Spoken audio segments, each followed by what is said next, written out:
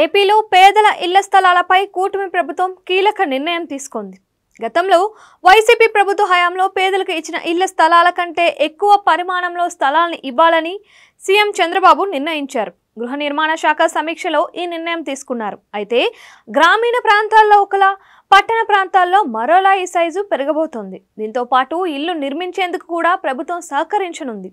రాష్ట్రంలో గత వైసీపీ ప్రభుత్వంలో పట్టణ ప్రాంతాల్లో పేదలకు సెంటు చొప్పున, గ్రామీణ ప్రాంతాల్లో సెంటున్నర చొప్పున ఇళ్ల స్థలాల నిర్మాణం కోసం భూమిని నవరత్నాలు పేదలందరికీ ఇల్లు పథకం ద్వారా ఇచ్చారు. అప్పట్లో ఈ స్థలం ఇల్లు కట్టుకునేందుకు ఏమాత్రం సరిపోదని విపక్షంలో ఉన్న కూటమి పార్టీలు విమర్శలు చేసేవి.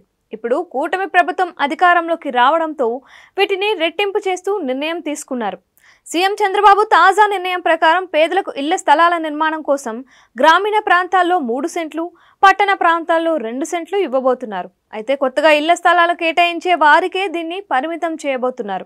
గతంలో ఇళ్ల స్థలాలు తీసుకున్న వారికి ఇది వర్తించదు. అలాగే రాబోయే 100 రోజుల్లో ఆయా స్థలాల్లో గృహ నిర్మాణాల కోసం ఏర్పాట్లు చేయాలని సీఎం చంద్రబాబు అధికారుల్ని ఆదేశించారు. మరోవైపు జర్నలిస్టులకు సైతం తక్కువ ధరలో ఇళ్లను నిర్మించి ఇవ్వాలని ప్రభుత్వం నిర్ణయించింది.